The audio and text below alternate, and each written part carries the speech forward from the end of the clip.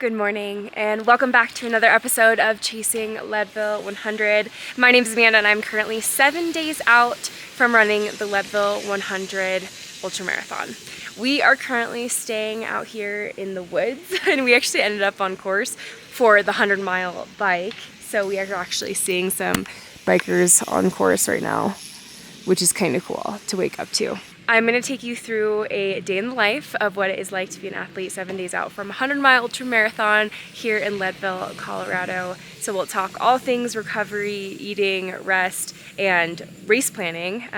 So I'm going to take you through that. But until then, we're going to make breakfast out here and enjoy some of the camping environment before we head back to the cabin.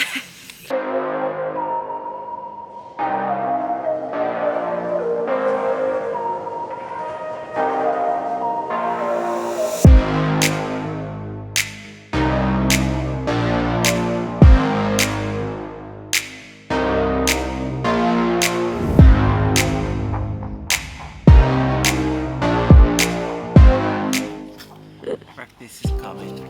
Our little fire. We started this last night in the rain, and it was a little warm when we woke up, so that's good. Bye-bye. Leave it. Thank you. You're such a cute boy.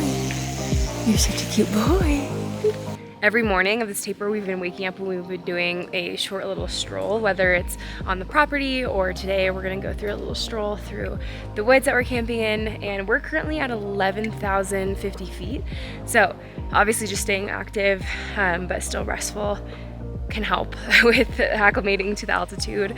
The last thing that we want is just to be sitting at altitude and not doing anything, because that actually doesn't increase your likelihood of acclimating as fast. So we are at 11,050 feet, strolling through the woods. Cute.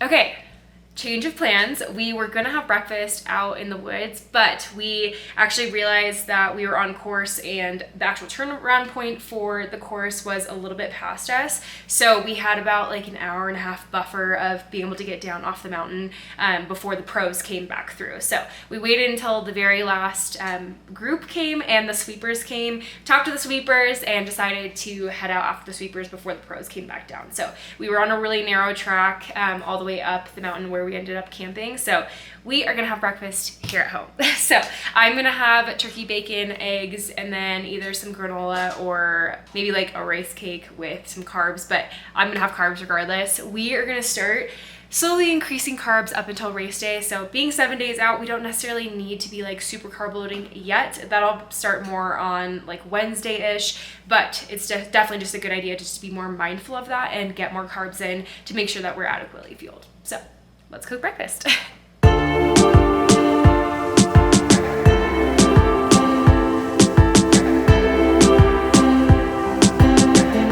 Already have some hot oil in the pan. I'm actually gonna do hash browns. This is what I've been eating for the past several days. This hot plate also gets so hot. But I've been having hash browns, turkey, bacon, eggs, elk, venison, some sort of meat, in addition to the carbs. So I'm gonna do the hash browns on the hot oil right now.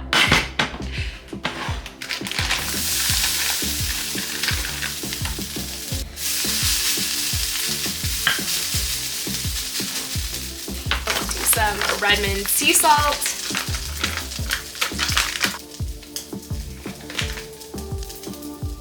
and then some ground pepper, which we just have, they have at the cabin. Let's see if we can get a clean flip on the hash browns. Pretty good, not terrible, not the best.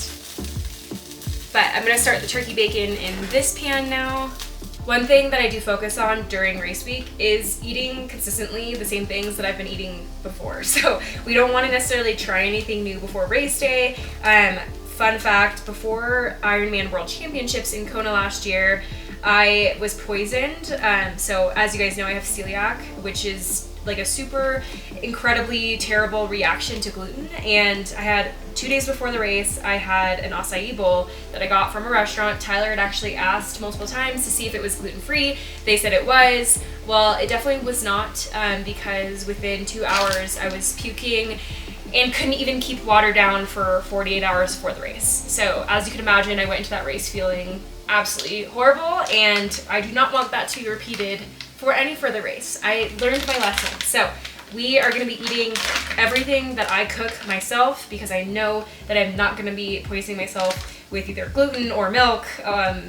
Milk I have a reaction to pretty severe, but it's not nearly as severe as my celiac. So that is the plan. We're just gonna keep eating the same foods that we have been training on, and make sure that we're staying fueled overall. So that is why we're doing this for breakfast.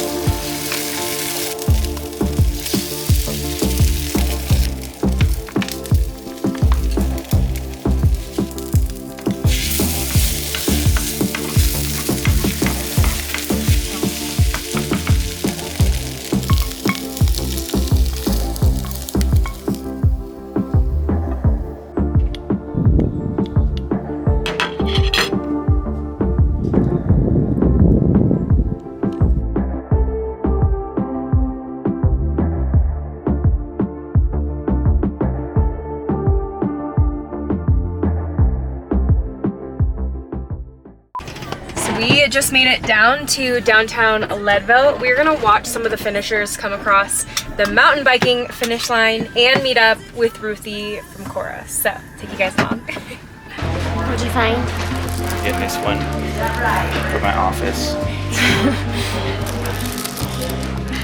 That's cool. That's the guy I was looking for. Oh.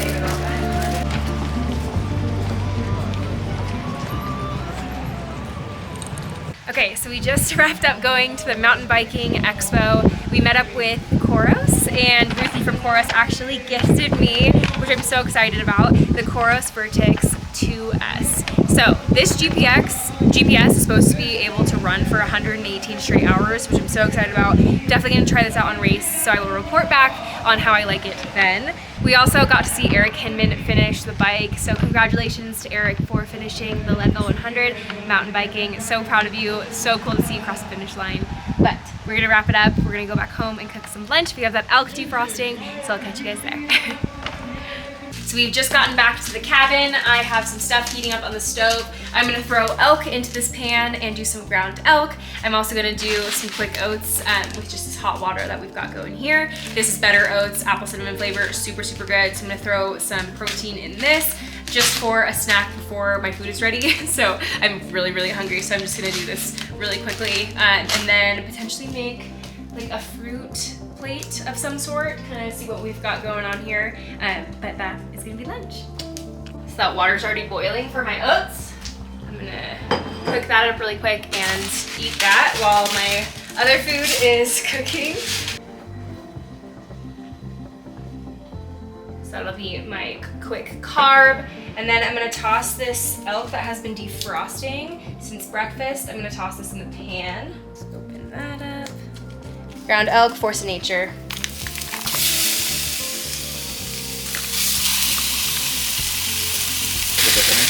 Yeah, of course.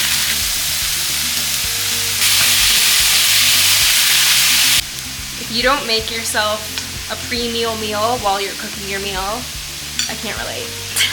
I swear, I always am eating while I'm cooking. It's maybe not the greatest habit, but we've got the oats ready. This is, I think, something like 60 grams of carbs, maybe 40 grams of carbs.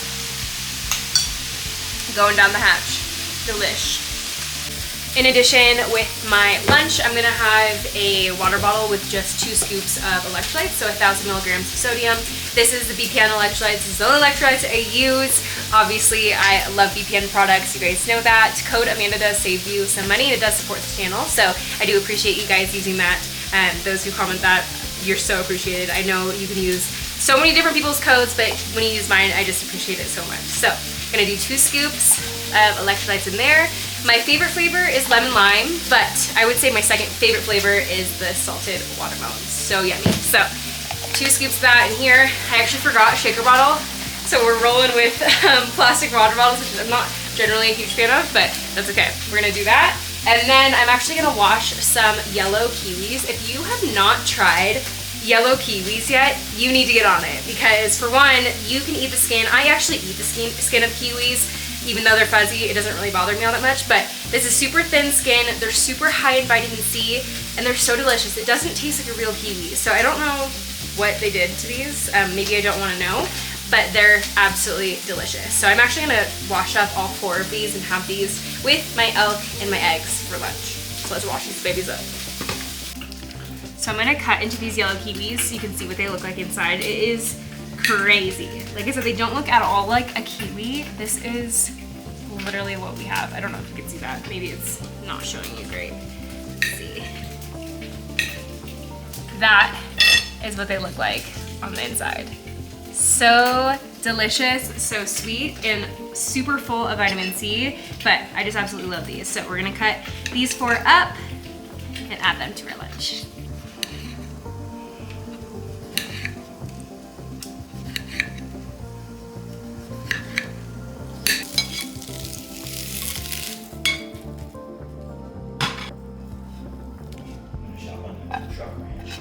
Ooh, okay. Oh yeah. The King Ranch one? Yeah. Oops. So after lunch, I just chilled out for a little bit. We did quite a bit of walking around and perusing at the expo and around downtown Leadville. So I wanted to make sure I relaxed a little bit because I am feeling quite tired after spending the night in the van last night. So we are gonna get ready to go do a little hike and a little workout actually in the garage here on the property. So I'll take you guys along for that.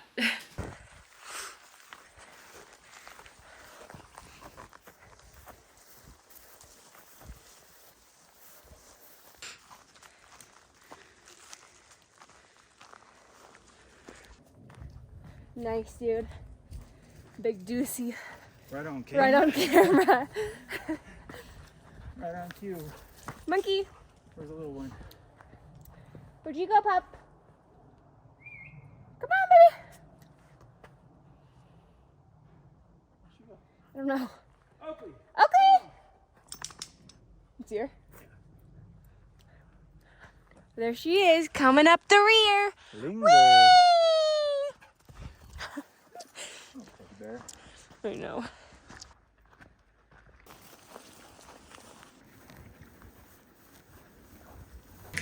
Little family hike done. Now we're gonna go hit a lift.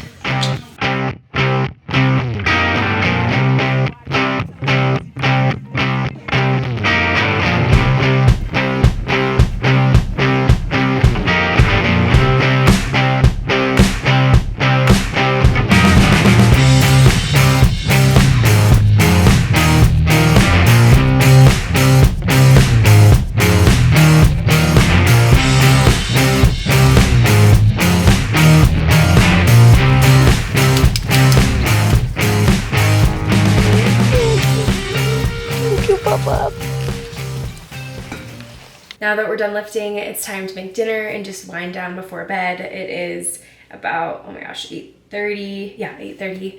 So that is what a day in the life of someone who is 7 days out from a 100-mile ultramarathon. If you guys enjoy videos like this, please make sure to like, comment, and subscribe. It really does help me out, and I appreciate you guys doing so.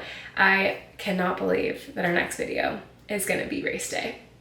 So unbelievable. If you've enjoyed this series so far, make sure to let me know in the comments below. And if you are new to the series, make sure to go back and watch previous videos leading up into this race. But until next time, stay unbreakable.